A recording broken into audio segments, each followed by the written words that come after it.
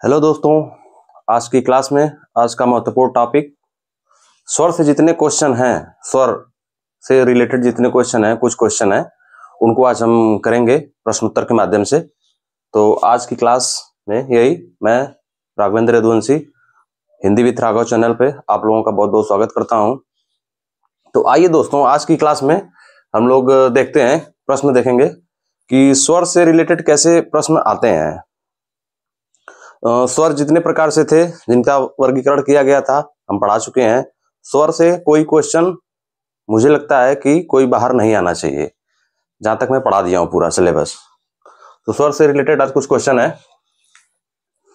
पहला क्वेश्चन है कि भाषा की सबसे छोटी इकाई, भाषा की सबसे छोटी इकाई है, पहला ऑप्शन शब्द, दूसरा व्यंजन, तीसरा स्वर, चौथा वर्ण। दोस्तों हम आप लोगों को बताए थे कि भाषा की जो सबसे छोटी इकाई होती है, या कह लीजिए सबसे छोटी या मौखिक जो इकाई होती है वो वर्ण होती है। वर्ण, भाषा की सबसे छोटी इकाई या मौखिक इकाई वर्ण। जो अगर मौखिक इकाई कह दिया जाए, मौखिक इकाई, तो ये होता है ध्वनि। ठीक, और ध्वनि को ही जो मौखिक इकाई अगर पूछा जाए, जैसे पूछ लिया जाए कि सबसे छोटी, यहां मौखिक की बात नहीं किया गया है लेकिन भाषा की सबसे छोटी इकाई पूछा गया है, तो भाषा की सबसे छोटी इकाई वर्ण तो है, यहाँ पे चौथा ऑप्शन सही हो गया, वर्ण। लेकिन अगर ये पूछ दिया कि भाषा की सबसे छोटी मौखिक इकाई, और यहाँ ऑप्शन में अगर ध्वनि रहता तो ध्वनि सही हो जाता, क्योंकि मौखिक इकाई ध्वनि होती है। जो हम लोग बोलते हैं, जो आवाज होती है वही ध्वनि होती है। तो मौखिक इकाई ध्वनि, और वही जो ध्वनि होती है, इसी की जो ध्वनि होती है, इसी को अगर लिखित रूप में लिख दिया जाए तो ये वर्ण होती है, वर्ण। तो भाषा की सबसे छोटी मौखिक इकाई ध्वनि, और यहाँ पे मौखिक नहीं दिया है, छोटी इकाई पूछ दिया कि सबसे छोटी इकाई, तो चौथा ऑप्शन वर्ण सही हो जाएगा। ठीक है दोस्तों, अब अगले क्वेश्चन पे आते हैं। क्वेश्चन नंबर दूसरा, हिंदी वर्णमाला में स्वरों की कुल संख्या। दोस्तों स्वरों की कुल संख्या हम बताए थे आपसे, पहला ऑप्शन 10, दूसरा 11, तीसरा 12, चौथा 13। दोस्तों स्वरों की संख्या 11 होती है, पूरा हम बताए थे स्वरों की संख्या 11। कौन कौन से स्वर हैं देखिए, अ, आ, छोटी ई, बड़ी ई, री, छोटी ऊ हो गया, बड़ा ऊ, ए, ऐ, ओ, औ।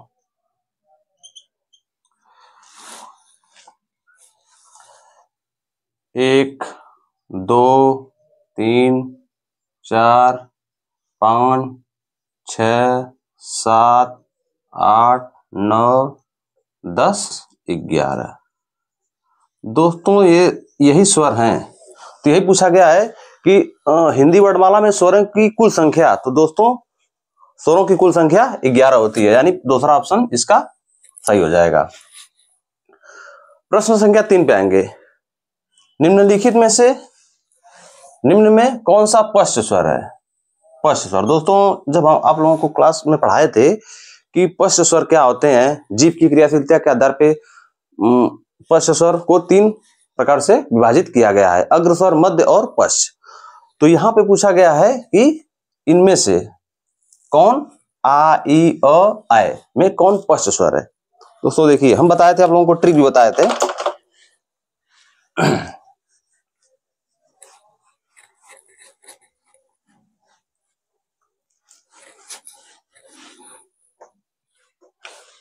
जीभ की क्रियाशीलता के आधार पे स्वरों का वर्गीकरण किया गया था 3 प्रकार से। पहला था अग्र,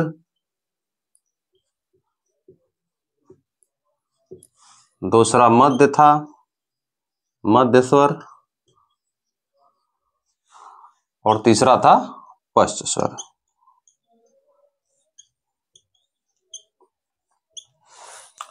दोस्तों तो यही पूछा गया है कि कौन सा पश्च स्वर है इनमें से। तो हम आप लोगों को ट्रिक बताए थे कि जो मध्य स्वर होते हैं वो अ होते हैं। मध्य स्वर अ, मध्य स्वर एक ही होता है, वो अ होता है। अ अ ये मध्य स्वर हो गया। मध्य स्वर एक ही होता है जीभ की क्रियाशीलता के आधार पे।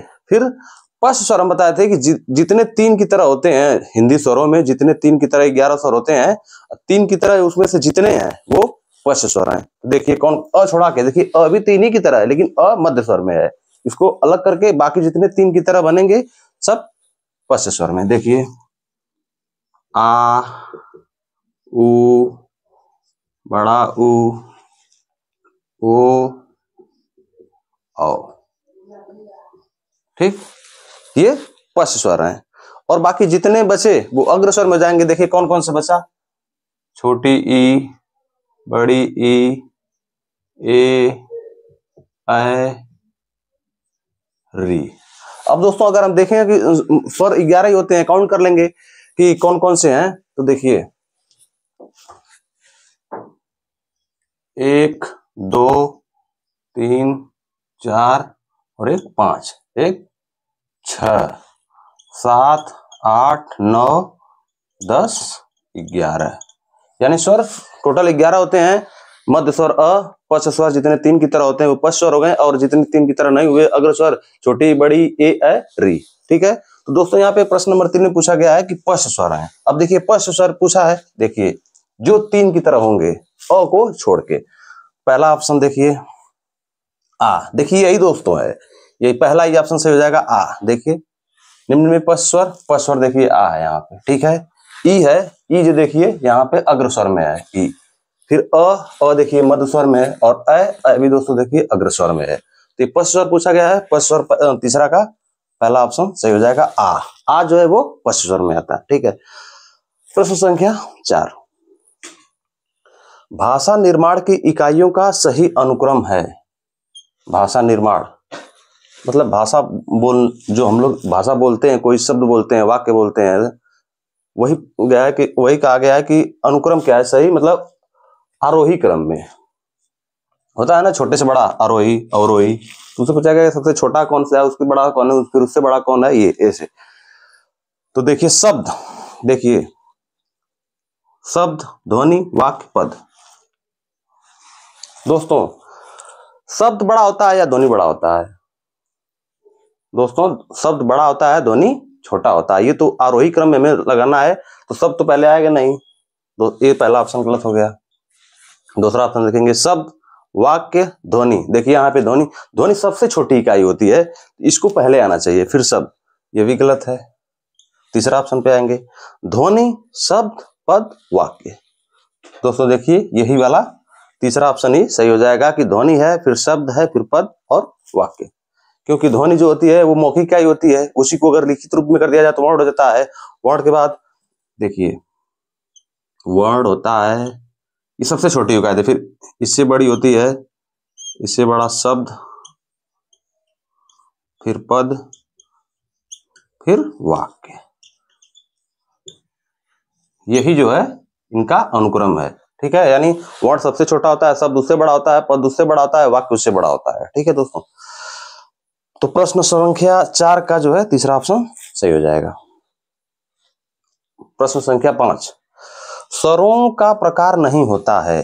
दोस्तों स्वरों का प्रकार जैसे हम बताए थे आप लोगों को कि स्वर के प्रकार कितने होते हैं, तो उसमें पूछा गया है कि स्वरों का प्रकार नहीं होता है। देखिए दीर्घ स्वर भी होता है, यानी ये भी, ये ऑप्शन सही, मतलब ये नहीं पूछा है नहीं होता है, स्वर का प्रकार नहीं होता है, मतलब ये तो है दीर्घ स्वर का प्रकार। प्लुत भी होता है, ह्रस्व भी होता है, अ ई उ री 4 होते हैं ह्रस्व स्वर। जो स्पर्श है दोस्तों, ये स्पर्श ये है, ये व्यंजन के प्रकार हैं। ये जो जैसे